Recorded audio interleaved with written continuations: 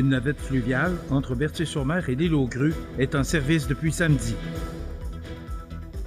DPJ 2024-2025, plus de signalements, moins d'interventions. 4 projets porteurs pour un avenir plus vert en Chaudière-Appalaches.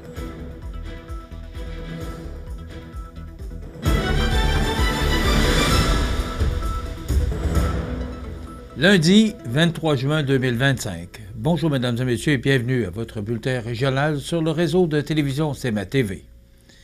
La Société des traversiers du Québec annonce que le navire Vent des Îles offrira un service de navette aux piétons et cyclistes entre Berthier-sur-Mer et l'île aux Grues. Pouvant accueillir un peu moins de 250 passagers, le navire, qui appartient à Croisière La Chance AML, sera en service tout au long des réparations effectuées sur le NM Grue des Îles. Le transport des véhicules et des marchandises entre l'île aux Grues et Montmagny sera maintenu grâce au service de barge déjà en place. Par ailleurs, le service aérien continuera d'être offert. Pour plus d'informations sur les horaires de la navette entre Berthier-sur-Mer et l'île aux Grues, consultez Croisière La Chance AML. Cette mesure vise à assurer la continuité des déplacements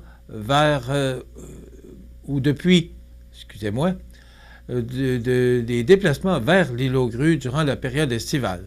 Les services aériens demeurent gratuits pour l'instant.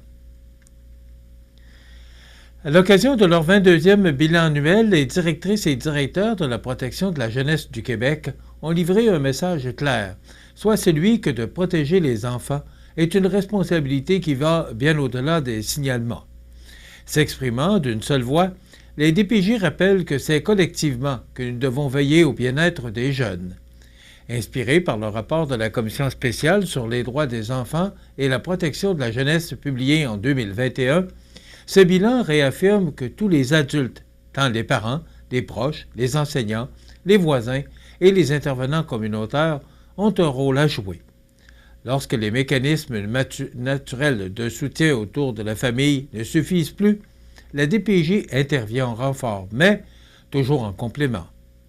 L'année 2024-2025 démontre une nouvelle fois que le bien-être des enfants interpelle la société québécoise, puisque 141 622 signalements ont été traités, concernant 105 675 enfants, soit une hausse de 5 % par rapport à l'an dernier.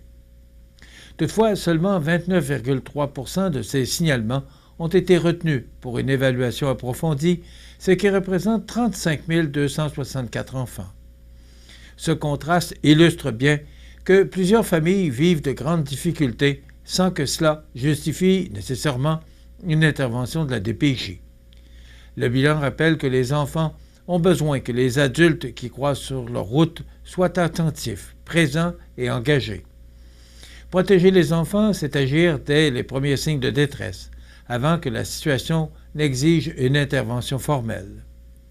Sur le plan régional, dans Chaudière-Appalaches, la DPJ a traité 7 859 signalements en 2024-2025, soit une légère hausse de 2,81 % par rapport à l'année précédente.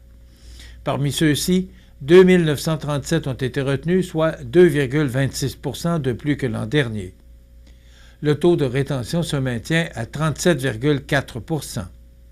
Les employés d'organismes publics, tels que les enseignants, les intervenants de la santé et les services sociaux, demeurent les principaux rapporteurs de ces situations, représentant 41,4 % des signalements. Notons que la majorité des enfants suivis par la DPJ demeurent dans leur milieu familial, à 45,7 %, alors que près de 20 % sont confiés à des tiers significatifs, soulignant l'importance de préserver les repères familiaux autant que possible. Comme le souligne Mme Caroline Brown, directrice de la protection de la jeunesse du CI3S de Chaudière-Appalaches, protéger les enfants, c'est un travail d'équipe. Ensemble, on peut faire une vraie différence dans la vie des enfants. Avec ces statistiques, il est grand temps d'agir collectivement avec bienveillance pour bâtir un filet de sécurité solide autour de chaque enfant. 4 projets porteurs pour un avenir plus vert en Chaudière-Appalaches. Tous les détails après la pause. Le restaurant Pizzeria Porto Bellissimo, un incontournable à Saint-Jean-Port-Joli. Pizza débordante de garniture, menu varié et abordable. Délicieux dessert avec des produits de grande qualité des gâteries de l'Ami. Porto Bellissimo et les gâteries de l'Ami, route de l'église à Saint-Jean-Port-Joli. Transport A&C Bourgault, une entreprise familiale de transport à Sainte-Félicité, recherche camionneurs de véhicules lourds, longue distance, temps plein. Camion attitré, boni selon l'ancienneté, paye aide-honneur, 359-3284 ou sur notre page Facebook.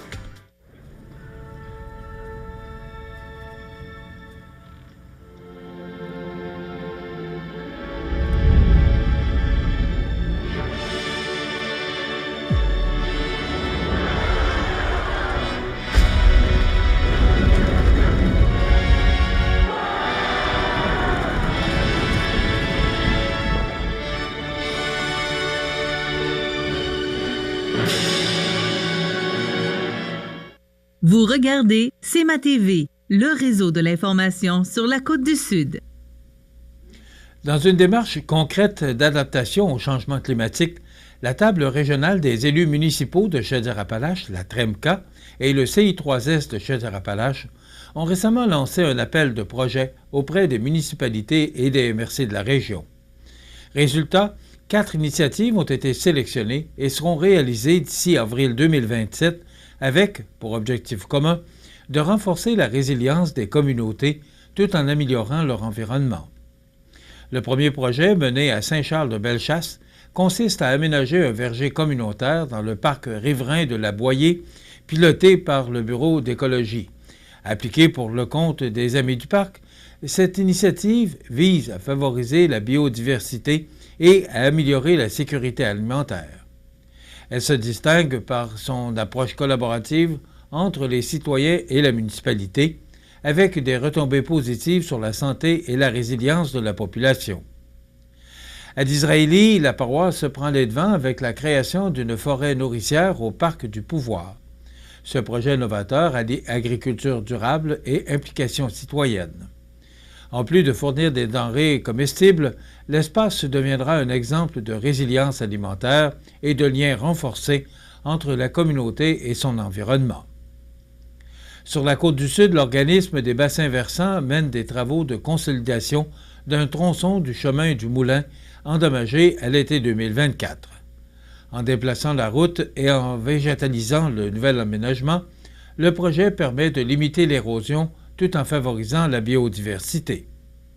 Enfin, la Fédération de l'Union des producteurs agricoles de la Chaudière-Appalaches déploiera un projet ambitieux visant à transformer certaines terres agricoles marginales en espaces naturels. Par la protection des berges, des sols et des habitats fauniques, ce projet incarne une agriculture tournée vers la biodiversité et la résilience climatique. Ces projets font suite au Forum sur la santé à l'ère des changements climatiques tenu à l'automne 2024. Pour la docteure Liliana Romero, directrice de santé publique, il s'agit de gestes concrets pour protéger la santé des communautés. Daniel Turcotte, président de la Table régionale des élus municipaux de Chaudière-Appalaches, souligne, quant à lui, l'importance de la collaboration pour réussir ces transformations durables. Ensemble, ces initiatives représentent une avancée significative pour la région qui passe à l'action face aux défis climatiques. Les associations forestières régionales du Québec se réjouissent du soutien financier accordé par la ministre des Ressources naturelles et des Forêts, Maïté Blanchette-Vézina, à 3 projets majeurs destinés à renforcer la culture forestière à l'échelle de la province. Ce coup de pouce gouvernemental permettra aux associations forestières régionales de consolider leur rôle clé en matière d'éducation, de sensibilisation et de valorisation du secteur forestier auprès de la population. Ces 3 projets structurants ont été conçus pour outiller durablement les équipes régionales et favoriser un meilleur dialogue entre le public et l'industrie. Le premier projet vise la mise en place d'une planification stratégique commune à l'ensemble des associations forestières régionales. Cet exercice a permis de définir une mission, une vision et des valeurs partagées, en plus d'identifier des objectifs clairs pour les prochaines années. L'initiative renforce la cohésion entre les associations et trace une voie concrète pour l'élaboration d'actions ciblées sur un horizon de 3 à 5 ans. Le deuxième projet est tout aussi novateur car il s'agit de la création d'un cahier directeur pour organiser des journées annuelles de portes ouvertes sur la transformation du bois. Grâce à cet outil, les entreprises forestières disposent désormais d'un cadre structuré pour faire découvrir leurs installations, leurs innovations et leurs pratiques durables. Le guide propose également des pistes pour mieux communiquer sur les enjeux de la foresterie et faire connaître les métiers du secteur. Le troisième projet concerne la formation du personnel des associations forestières régionales. Une session intensive s'est tenue du 26 au 28 novembre dernier à Portneuf, rassemblant des spécialistes qui ont partagé leurs connaissances sur l'écologie forestière, la transformation du bois, le développement durable et les possibilités de carrière. Pour assurer une continuité et rejoindre un plus grand nombre d'employés, des capsules vidéo thématiques ont aussi été produites. Ces projets ont été menés en partenariat avec des sous-comités formés de représentants des associations forestières régionales et du ministère et font l'objet d'un suivi rigoureux dans le cadre des travaux du Comité national en culture forestière. Par cette aide tangible, la ministre Blanchette Vézina démontre sa volonté de renforcer les capacités des associations forestières régionales et de reconnaître leur rôle stratégique dans la diffusion de la culture forestière au Québec. Les associations forestières régionales saluent cet appui concret et réaffirment leur engagement à promouvoir, avec leurs partenaires, une foresterie durable et bien comprise par l'ensemble des Québécois. Une nouvelle collaboration prometteuse voit le jour à Saint-Jean-Port-Joli. La MRC de Lillet s'associe à la Corporation des fêtes, événements et espaces culturels, la COFEC, pour donner un nouvel élan au projet du Hub créatif, actuellement en phase de phototypage depuis l'automne dernier. Installé au 333 avenue de Gaspé-Ouest, dans les locaux de l'atelier Co-création, ce hub deviendra un véritable carrefour culturel régional. Il accueillera non seulement les activités artistiques pilotées par la MRC, mais aussi une série d'ateliers et de formations proposées par la COFEC, en partenariat avec le Musée de la sculpture sur bois. L'objectif est clair, soit de maximiser l'utilisation de l'espace pour offrir à la communauté artistique un lieu vivant et accessible. Né d'une démarche de co-réflexion impliquant plusieurs acteurs culturels du territoire, le Hub créatif répond à un besoin exprimé depuis longtemps, dont celui de créer un espace d'échange, de création et de soutien à la pratique artistique professionnelle. Cette initiative est le fruit de la mesure Signature Innovation, dont les résultats sont disponibles sur le portail Culture de la MRC. Dès cet été, au programme, des formations en métiers d'art, notamment en sculpture sur bois, et des ateliers ouverts à tous. Cette offre diversifiée vise à démocratiser l'accès à la création artistique et à ancrer encore davantage la culture au cœur de la vie locale. La COFEC, propriétaire de l'immeuble, souhaite développer un véritable espace culturel à Saint-Jean-Port-Joli, incluant le musée de la sculpture sur bois et le domaine Médard-Bourgault. Un accès aménagé au fleuve permettra à la population et aux visiteurs de découvrir ce lieu d'exception dans un environnement inspirant. Soulignons que ces activités sont gratuites pour les jeunes de 18 ans et moins.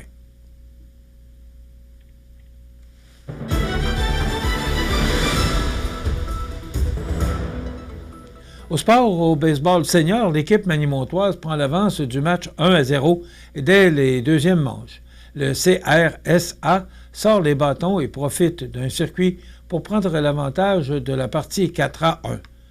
Montmagny explose avec une poussée de 7 points afin de prendre les devants 8-4. Les échanges continuent tout au long de la partie.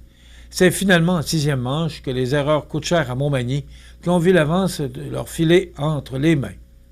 Malgré la défaite de 11-10, l'éclosion d'un jeune prodige, Thomas Gabriel Masson, sur le monticule, a mérité le titre du joueur du match équipe MG.